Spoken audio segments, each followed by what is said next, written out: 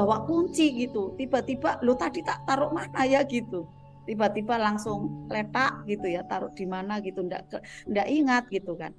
Nah, di bawah sadar itu ya, di bawah sadar itu akhirnya mendominasi kan tadi 88% ya. Jadi kegiatan kita itu didominasi oleh ternyata di kegiatan bawah sadar ya, bukan di wilayah sadar gitu Bapak Ibu ya. Pikiran bawah sadar sangat mempengaruhi, akhirnya wilayah bawah sadar itu sangat mempengaruhi dari nasib kehidupan kita. Bukan wilayah sadar Bapak Ibu, ternyata nih Bapak Ibu.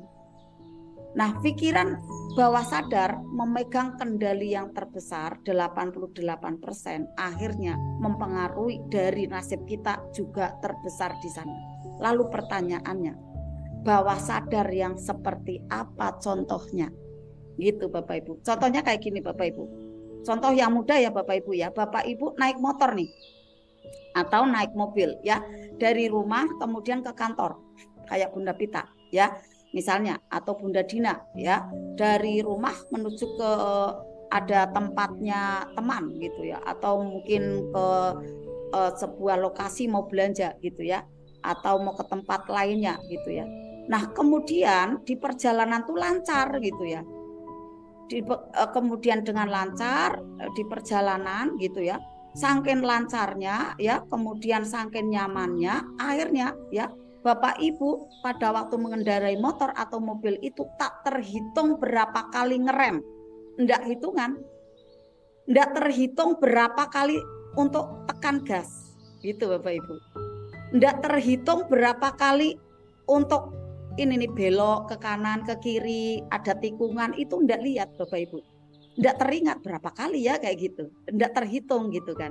Kemudian juga enggak teringat ketemu dengan siapa, orang bajunya apa kayak gitu, enggak ingat gitu, ketemu orang-orang yang seperti apa, yang laki-laki, yang perempuan itu berapa orang itu ya enggak ngitung itu Bapak Ibu ya. Nah, kita tidak ingat dan tidak tahu, semuanya kerjanya itu otomatis Bapak Ibu. Inilah uniknya bawah sadar Bapak Ibu. Jadi bawah sadar itu kerjanya otomatis, sudah tersistematis, sudah ada programnya gitu, otomatis bekerja. Seperti halnya Bapak Ibu punya handphone ya, ada aplikasinya WA Bapak Ibu ya di sana. Pada saat kita udah ngetik, udah rampung, itu otomatis kayak klik kayak gitu kan, ngirim gitu kan. Nah pada saat terkirim kita itu sudah enggak kepikiran sampai apa tidak gitu kan, dibaca atau tidak, enggak kepikiran ke sana. Nanti paling lihatnya ada tanda di sana ya, ada tanda dan jejaknya. Oh udah terbaca kayak gitu kan. Nah otomatis kayak gitu. Disinilah contoh kerja bawah sadar, semua tersistem secara otomatis. Sama seperti kejadian di dalam kehidupan kita nih Bapak Ibu. Saat pikiran bawah sadar kita dominasi oleh pikiran-pikiran bubur. Nah di sini nih mulai ketemu ahanya nih ya. Seperti halnya di kehidupan kita, saat pikiran bawah sadar kita didominasi oleh pikiran-pikiran yang bubur, contohnya apa? Ketakutan seperti tadi sindrom ya, jeruk nipis ya, kekhawatiran, sariawan hati, ya, ada luka batin yang menganga ya. Nah, tanpa kita paham, tanpa kita sadari nasibnya seperti apa yang dirasakan tadi Bapak Ibu, takut, gelisah, merana, tak bahagia gitu kan. Banyak persoalan mengena di mana-mana. Hadir ya di dalam kehidupannya sesuai apa yang dirasakan dan apa yang dipikirkannya itu Bapak Ibu. Bawah sadarnya itu otomatis bekerja menuju ke nasibnya Bapak Ibu. Apapun yang terproyeksi secara terus-menerus ya dari pikiran sadar kemudian didorong oleh pikiran bawah sadar dengan perasaan akan terpancar kuat ke dalam semesta, ke wilayah semesta, dan itulah bentuk terkuat dan terampuh gitu Bapak Ibu. Walaupun secara logika kita tidak menginginkannya, saya tidak mau kayak gitu, saya tidak mau gitu. Tetapi bawah sadarnya itu mendorong terus kayak gitu. Nanti ada contohnya nih Bapak Ibu, mendorong tidak baik terus. Padahal saya sudah doa secara sadar, saya doanya ini Bunda, tetapi tidak tahu karena di bawah sadarnya itu getarannya bubur terus, ya akhirnya tidak ajaib Bapak Ibu, doanya tidak kabul-kabul nih.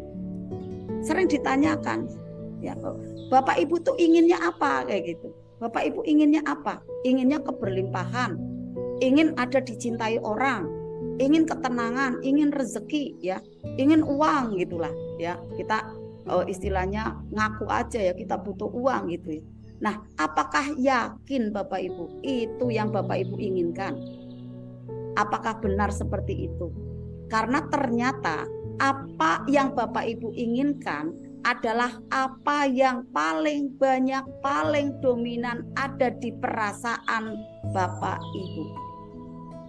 Ternyata apa yang Bapak Ibu inginkan adalah yang paling banyak yang ada di bawah sadar Bapak Ibu. Nah, ini udah mulai paham nih.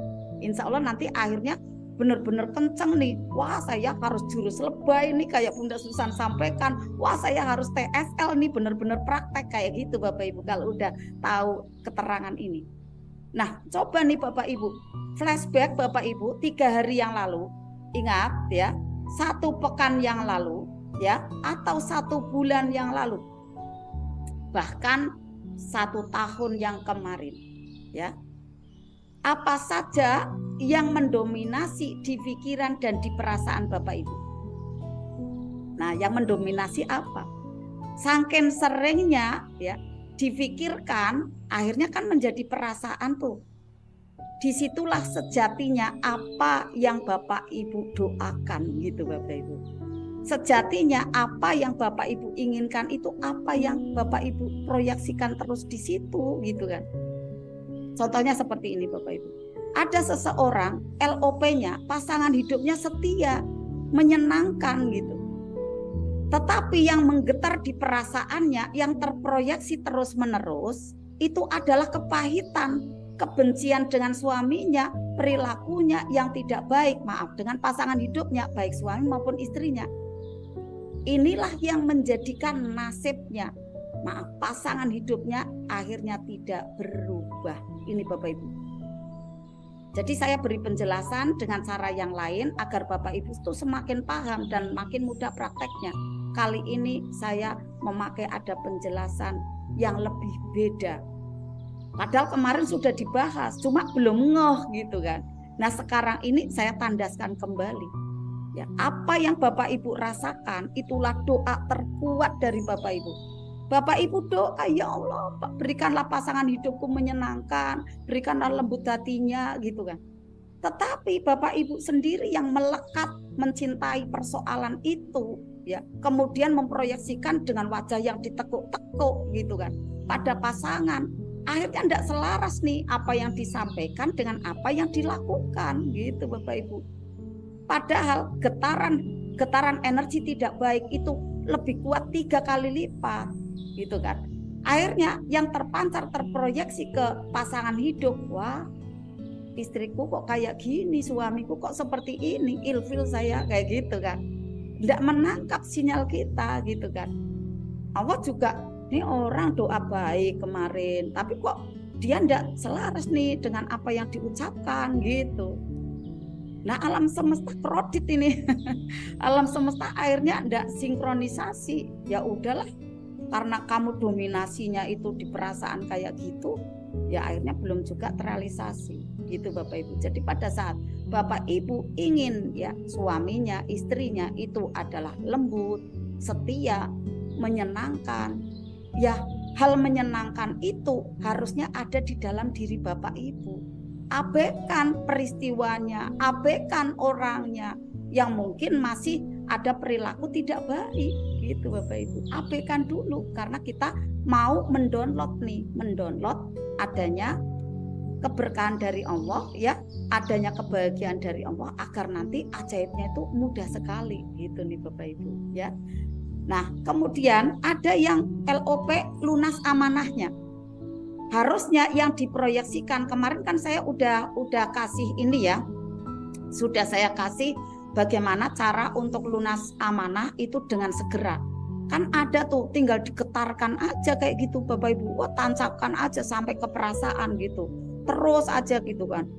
Untuk dibacakan terus, untuk diasah terus, untuk disampaikan sampai masuk ke wilayah bawah sadar.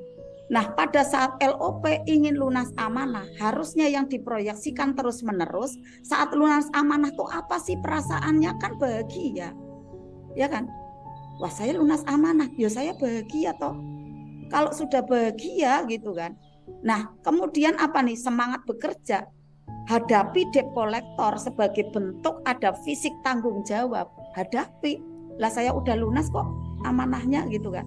Cuma tanggung jawab secara fisik ya hadapi kayak gitu. Nanti ada keajaiban di sana Bapak Ibu.